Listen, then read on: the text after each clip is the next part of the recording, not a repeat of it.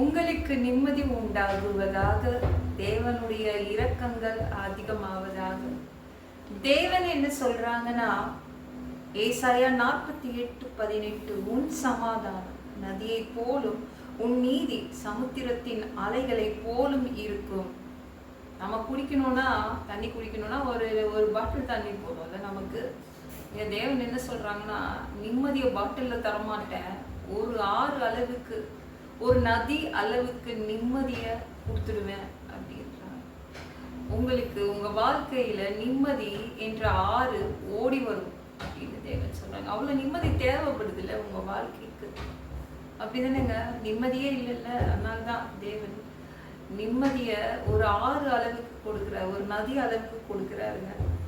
உங்களுடைய நியாயங்கள் ஒரு அலை மாதிரி எழுந்து நிற்கும். நீங்க கடல் அலைகளை பார்த்திருக்கிறீங்களா? தொடர்ந்து அலை வந்துட்டே இருக்கும். அதே மாதிரிதான் உங்கள் நியாயங்கள் அப்படியே மேலெழுந்து வந்துட்டே இருக்கும். உங்கள் நியாயங்கள் ஜெயிக்கும். உங்க நியாயங்களை ஜெயிக்க வைப்பாரு. உங்க பக்கம் உள்ள நியாயங்கள் எல்லாமே வெற்றி பெறும். யாரும் உங்கள் நியாயங்களை அப்படியே புதைக்க முடியாது. என்னங்க, என் பக்கம் இருக்கிற நியாயம் என்னைக்குதான் நான் சொல்லுவேன், என் மனசுக்குள்ள போட்டு புதைச்சு வச்சிருக்கேன். என்னைக்கு அதை சொல்றதுக்கு எனக்கு வாய்ப்பு கிடைக்கும், அப்படியே புதைந்து போகாது. உங்க மனசுக்குள்ள போட்டு நீங்க புதைத்து வைக்க வேண்டிய அவசியம் இல்லை. உங்களுடைய நியாயங்கள் வெட்ட வெளிச்சமாய் வரும். எப்படி ஒரு கடல் அலை மேலே ஏறி எழுந்து வருதோ அதே மாதிரிதான் உங்களுடைய நியாயங்கள் அப்படியே ஏறி வந்து நிற்கும். சரிங்களாங்க? ஒரு பாட்டில் தண்ணி கொடுக்க போறது இல்லை தேவனு. ஒரு பாட்டில் அளவுன்னு அவரு அளந்து நிம்மதியை கொடுக்க போறது இல்லை. அப்படியே ஒரு ஆறு அளவுக்கு உங்களுக்கு சமாதானத்தை ஊத்தி விடுறாரு. என் பிள்ளைங்க நல்லா வாழணும், கொஞ்சோண்டு நிம்மதி வேண்டாம், மகிழ நிம்மதியை ஊத்திடுறேன் அப்படின்னு அவர் கொடுக்குறாருங்க. சரிங்களா? நியாயமா உங்களுக்கு என்னெல்லாம் வரணுமோ, நியாயமா என்ன நடக்கணுமோ அதெல்லாம் நடக்கணும். நியாயமா காலையில என்ன நடக்கணும், மதியானம் என்ன நடக்கணும், நைட்டு என்ன நடக்கணும், அதெல்லாம் உங்களுக்கு நடக்கணும். தடை இருக்காது. சரிங்களாங்க? தடையே இருக்காது. சரி, இந்த ஆறு அளவுக்கு, நதி அளவுக்கு நிம்மதி வேணும். நம்மளுடைய நியாயங்கள் நிற்கணும், வெற்றி பெறணும். அப்படின்னா இந்த வசனத்தினுடைய முற்பகுதி என்ன சொல்லுதுன்னா, என்னுடைய கற்பனையை கவனித்து நடக்கணும், என் பேச்சை கேட்டு நடக்கணும், ஏசுவுக்கு உண்மையா இருக்கணும். உங்க பாஸுக்கு உண்மையா இருக்கிறீங்க, உங்க குடும்பத்துக்கு உண்மையா இருக்கிறீங்க, உங்க கணவருக்கு உண்மையா இருக்கிறீங்க, உங்க மனைவிக்கு உண்மையா இருக்கிறீங்க, உங்க பிள்ளைங்களுக்கு உண்மையா இருக்கிறீங்க.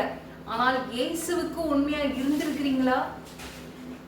பாவத்துக்கு நீங்க விட்டு, பாவத்தை பார்த்தாலே விட்டு விலகி ஓடி போயிருக்கோம். அவருக்கு உண்மையா இருங்க, அவ்வளவுதான். சரிங்களா? பாவம் இல்லாத மனிதன் யாராவது இந்த உலகத்துல இருக்காங்களா? காமிங்க. யாருமே அப்படி இருக்க மாட்டாங்க. அப்பனா என்ன பண்ணணும்? பாவத்துக்காக சாரி கேட்கணும், எப்பவும் தேவன் கிட்ட மன்னிப்பு கேட்டு வைக்கணும், பரிசுத்தப்படுத்திக்கணும்.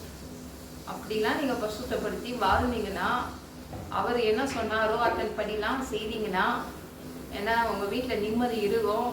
உங்களுடைய நியாயங்கள் அது அப்படியே மேலே எழுந்து வந்து வெற்றியாய் உங்களுக்கு முடியும். எல்லாமே உங்க பக்கம் நியாயங்கள் வெற்றி பெறும். யோபு பாருங்களா, அவன் பொண்டாட்டி பேச்சு கேட்கவே இல்லை. எந்த காலத்துலயும் அவன் பொண்டாட்டி பேச்சு கேட்டதே கிடையாது.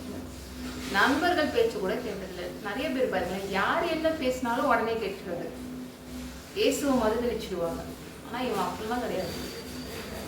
காலையிலே எழுந்து டீ காஃபி தானே குடிப்போம். ஆனா யோபு பாருங்க, காலையிலே எழுந்து பரிசுத்தப்படுத்துறான். அப்ப எந்த அளவு உச்சக்கட்டத்துல அவனுக்கு தேவன் மேல அன்பு இருக்கும் அதை நம்ம பார்க்கணும். எந்த உச்சக்கட்டத்து அளவுக்கு அவனுக்கு தேவன் மேல அன்பு இருந்துச்சு, அந்த அளவு அன்பை காட்டுங்க. அதனாலதான் அவன் காலையிலே எழுந்து அவங்க பிள்ளைங்களெல்லாம் கூப்பிட்டு பரிசுத்தப்படுத்துறான். உண்மையா இருங்க. யார் யாருக்கோ உண்மையா இருக்கிறீங்க, அவங்களுக்கு என்ன உங்களுக்கு அவார்டு கொடுத்துருவாங்களா? உங்க பிள்ளைங்க என்ன உங்களுக்கு அவார்டு கொடுத்துருவாங்களா? உங்க பாஸ் என்ன உங்களை தூக்கி வச்சு கடைசி வரைக்கும் காப்பாத்திடுவாரா? நீங்க யார் யாருக்கோ உண்மையா இருக்கீங்க, தேவனுக்கு உண்மையா இருக்கீங்க. உங்க வாழ்க்கை ஃபுல்லா நல்லா வச்சுப்பாரு. உங்க வாழ்க்கை ஃபுல்லா ஏழுவார், சுமப்பார். ஓகேங்களா? தப்பு வைப்பார். அப்படிப்பட்ட தேவனுக்கு உண்மையா இருக்குங்க, நிம்மதி கிடைக்கும். நல்லா உங்கள் நியாயங்கள், உங்க பக்கம் நியாயங்கள் ஜெயித்து கொண்டே வரும். இந்த வீடியோ பிடிச்சிருந்துச்சுன்னா மற்றவங்களுக்கும் ஷேர் பண்ண மறக்காதீங்க. கர்த்தர் உங்களை ஆசீர்வதிப்பாராக. ஜெபம் பண்ணலாமா?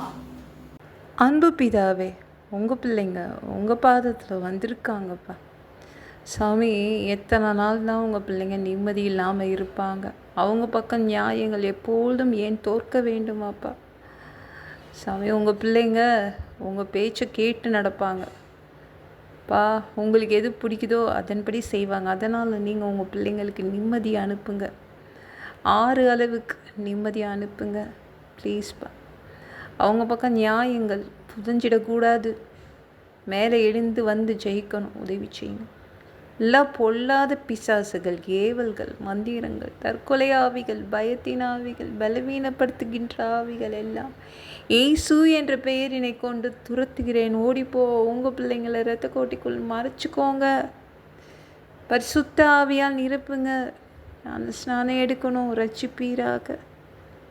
இயேசுவின் காயப்பட்ட தழும்புகளால் எல்லா வியாதிகளும், எல்லா பலவீனங்களும், கேன்சர் போன்ற வியாதிகளும் சரியாகுவதாக.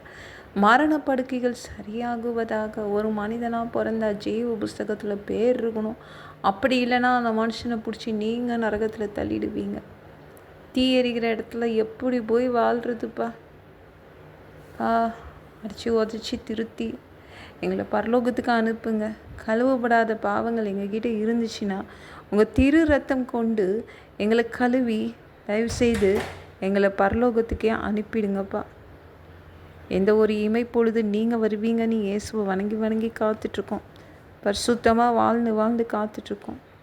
அந்த ஒரு இமைப்பொழுதில் உங்களுக்கு ஒப்பான உடம்பு எங்களுக்கு கொடுக்கப்படும்.